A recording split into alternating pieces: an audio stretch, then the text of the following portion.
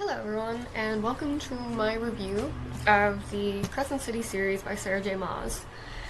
So, everyone's heard about the controversy surrounding Sarah J Maas at this point. If you don't like her, that's totally fine. I personally enjoy her books a lot, and I think they're really good, and I think they have a lot of really good fantasy elements. So I was pretty excited when I heard this book was coming out. A little anxious because I'm not super into urban fantasy. I'm more like classic fantasy, more in a world with castles and magic and stuff like that. And of course there's still magic in this book. It's just done a little differently than it is in her other books. I still haven't read the Court series. I've read Throne of Glass, and it was one of my favorite series of all time. So I was excited when I heard that this book was coming out. So overall I enjoyed it a lot. As for any Sarah J Maas book, it's a little cheesy, it's a little smutty, a lot less smutty than I was expecting, which is nice, thank you. I'm sure it'll get worse in the next book. This is her first adult fiction book. There's a lot of cursing in it. If you don't enjoy that, it's not the book for you. It's like every second word is a curse, and I didn't mind that.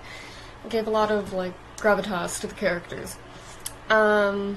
Yeah, it was a little cheesy, especially when it came to the romance, but overall I enjoyed it a lot.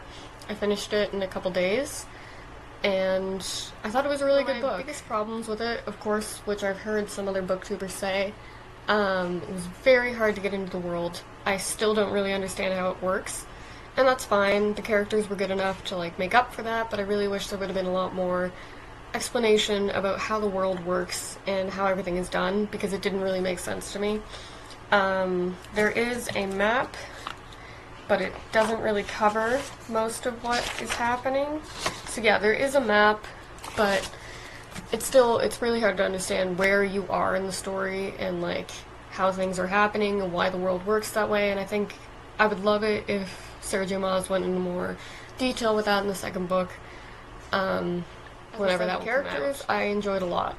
I had some problems with a couple of them, but so the story follows Bryce and Hunt in a sort of murder mystery, not really a buddy cop because they don't really like each other a lot at the beginning. I guess some buddy cops are like that, but Bryce and Hunt are our main two characters for this book, and that will probably change in the next one considering how Sarah J Maas writes romance.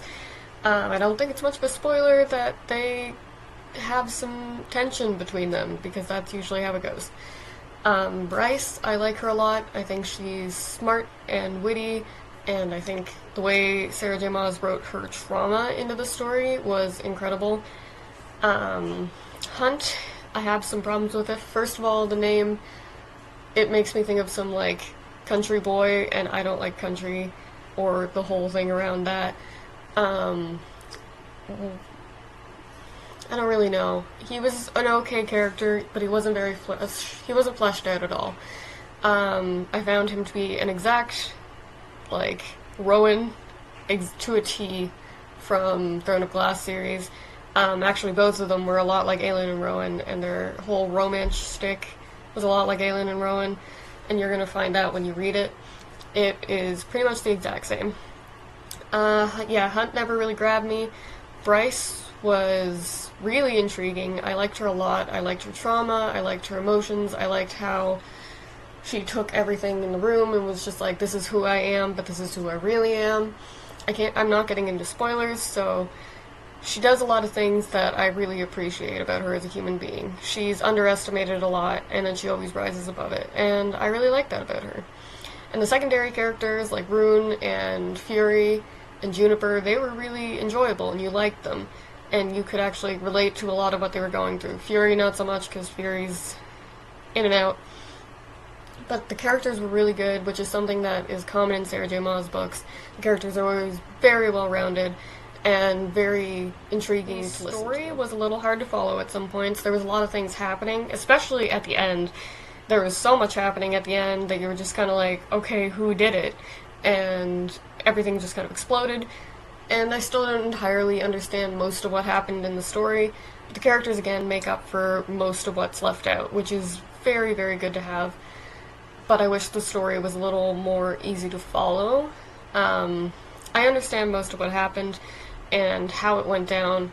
I don't see how Sarah J Maas is going to spin this in the next book. I have a theory on what's going to happen, but so far I don't really know how she's going to continue this. I thought it might have been a standalone book, but it wasn't, so I'm very intrigued to see how she'll handle it in the next book. As for all Sarah J Maas books, there were a lot of really kick-ass moments towards the end, especially with Bryce. She had some amazing moments that I was just like fist bumping the air and crying.